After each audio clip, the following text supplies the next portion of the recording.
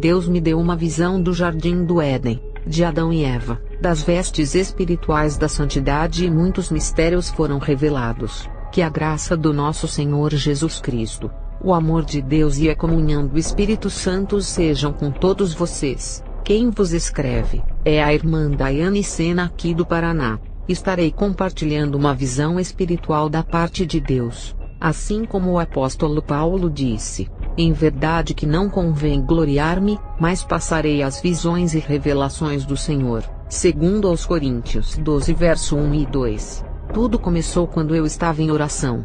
O Espírito Santo começou a falar comigo dizendo: por esse tempo houve um decreto de Deus, e foi determinado por Deus te revelar alguns dos mistérios espirituais, e é por isso que você está tendo várias experiências espirituais e visões, e vai continuar a ter até certo tempo determinado para que o propósito de Deus se cumpra. Mistérios e revelações profundas já estão sendo revelados, e muitas ainda serão reveladas conforme a vontade de Deus. Então eu perguntei ao Senhor Deus o porquê dessas experiências, visões e revelações. E o Senhor Deus me respondeu: o que eu faço hoje tu não entendes, mas chegará um dia que entenderás. E eu disse: amém, Senhor, seja feita a sua vontade. Então quando terminei de falar amém, Senhor, seja feita a sua vontade, a minha visão espiritual se abriu.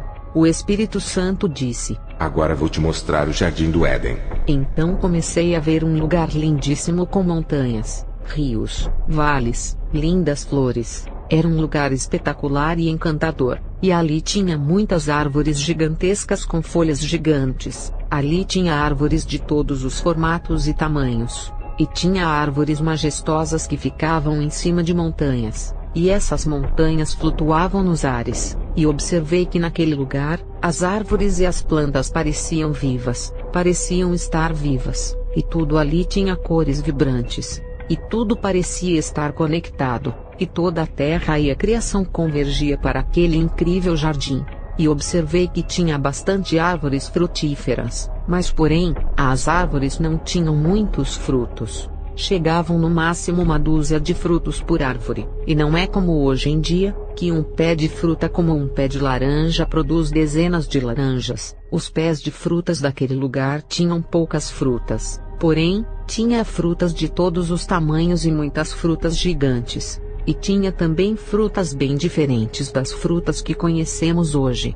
E conforme eu ia tendo a visão, o Espírito Santo ia me explicando e dizendo que bastaria comer apenas um fruto para ficar saciado o dia todo, e dependendo do fruto, ficaria saciado por dias. E eu vi algo bem diferente. Eu vi que vários frutos e frutas brotavam do chão, e eu disse: que frutas ou frutos são esses? E o Espírito Santo disse: esses frutos são para os animais que hoje vocês chamam de carnívoros. Essas espécies de animais se alimentam dessas plantas que brotam da terra, pois no Éden não tem violência e não tem morte, e os animais carnívoros se alimentam desses frutos que brotam do chão, pois esse é o paraíso que Deus criou para a humanidade.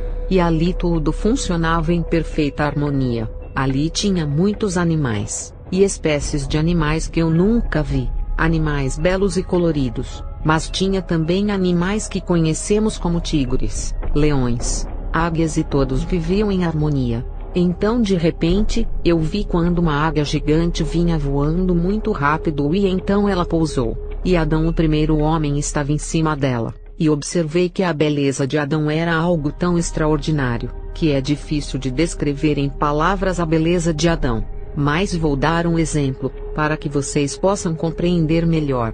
Por exemplo, se pudéssemos juntar a beleza dos homens mais belos do mundo inteiro em um só homem, mesmo assim não chegaria a 10% da beleza de Adão, pois Adão era a imagem e semelhança de Deus, assim como Eva. Eles eram belíssimos. De todas as criaturas e coisas belas e lindas daquele lugar, eles sobressaem em beleza. E naquela visão, observei uma árvore muito linda e diferente de todas as outras, pois ela estava plantada dentro da água, e na sua volta havia um lago redondo com águas cristalinas, e os frutos dessa árvore eram feitos de luz, e conforme eu olhava para eles, eles mudavam de cor conforme a luz que saía deles, e era lindo de se ver. E as raízes dessa árvore também eram feitas de luz, e elas se misturavam conforme o movimento do vento naquelas águas cristalinas. E eu fiquei muitíssimo encantada com aquela belíssima árvore. Então o Espírito Santo me disse: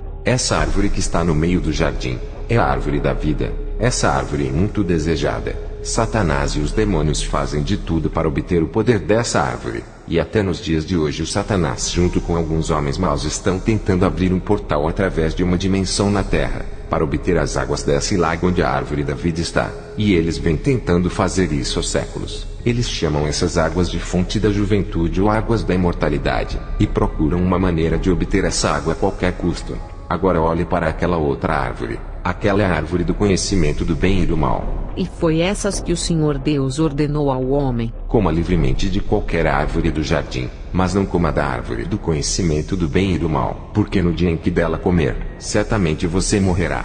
Mas infelizmente eles comeram. Agora vou te contar como tudo começou. Foi quando Satanás estava procurando um jeito de entrar legalmente nesse lugar, e por muito tempo ele ficou observando, até que um dia ele encontrou uma oportunidade através da serpente, uma das criaturas que vivia aqui. A serpente era a mais astuta de todos os animais selvagens que o Senhor Deus tinha feito, porém era também a mais insatisfeita. Ela olhava para si e não gostava do que via. Não gostava do seu corpo, não gostava da forma que Deus a criou. Ela ficava se comparando com os outros animais. Ela não se aceitava e se achava feia, e ela queria se parecer com as outras espécies de animais. Então ela começou a murmurar. Então Satanás achou a oportunidade que tanto queria. Ele chegou até a serpente e fez uma proposta dizendo: olha, aquela é a árvore do conhecimento do bem e do mal. Veja o que ela possui. Possui apenas 3 frutos. Então se você comer um dos frutos você será como Deus. Você será bela. Será uma das mais belas criaturas desse lugar. Mas como você está sujeita a Adão, ele te domina e é seu dono. E como dono, ele junto com Eva devem comer primeiro. E então o fruto que sobrar ficará para você comer.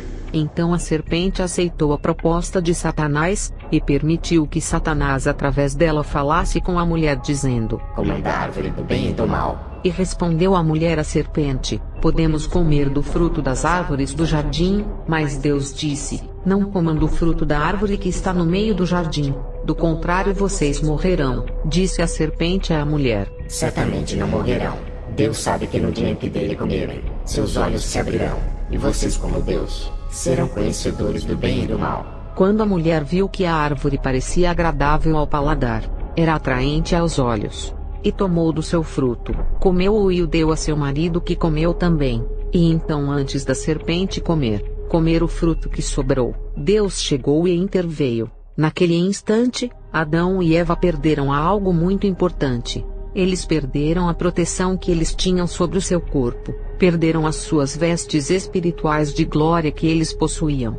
Essas vestes eram feitas da própria essência do Santo e Poderoso Deus. Eram vestes poderosas. Por exemplo, essas vestes davam poder para Adão voar. Essas vestes espirituais eram uma proteção espiritual que eles tinham, e os protegia de todo e qualquer desconforto que ele poderia ter, como frio, calor, dor, e ela também não sujava, não envelhecia, e principalmente permitia que Adão conversasse com Deus. Conversasse face a face com o Deus Todo-Poderoso. Mas quando eles comeram o fruto do conhecimento do bem e do mal, e pecaram por desobedecer a Deus, essas vestes gloriosas e espirituais da santidade se quebraram, pois eram feitas da essência do Deus Santo, e a santidade não habita no mesmo lugar que o pecado. E quando eles pecaram, eles perderam a proteção da santidade, e o pecado os deixou totalmente nus. O pecado os deixou sem a proteção que Deus tinha feito para eles, e o pior, o pecado os afastou da presença de Deus. E então foram abertos os olhos de ambos, e conheceram que estavam nus, e coseram folhas de figueira, e fizeram para si aventais, e ouviram a voz do Senhor Deus que passeava no jardim pela viração do dia, e esconderam-se Adão e sua mulher da presença do Senhor Deus entre as árvores do jardim. E chamou o Senhor Deus a Adão e disse-lhe: onde estás? E ele disse: ouvi a tua voz soar no jardim e temi porque estava nu, e escondi-me. E Deus disse: quem te mostrou que estavas nu? Comeste tu da árvore de que te ordenei que não comesses? Então disse Adão: A mulher que me deste por companheira, ela me deu da árvore e comi. E disse o Senhor Deus à mulher: Por que fizeste isto? E disse a mulher: A serpente me enganou e eu comi. Então veio a punição.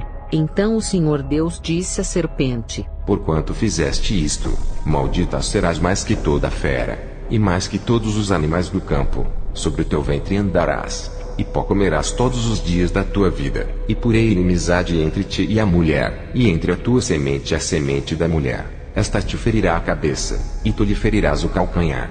E a mulher disse: Multiplicarei grandemente a tua dor e a tua concepção, com dor darás à luz filhos. E Adão disse: Porquanto deste ouvidos à voz de tua mulher, e comeste da árvore de que te ordenei dizendo: Não comerás dela, maldita é a terra por causa de ti, com dor comerás dela todos os dias da tua vida. E então novamente Deus fez outras vestes para Adão e Eva. E fez o Senhor Deus a Adão e a sua mulher túnicas de peles e os vestiu. Gênesis 3 verso 21.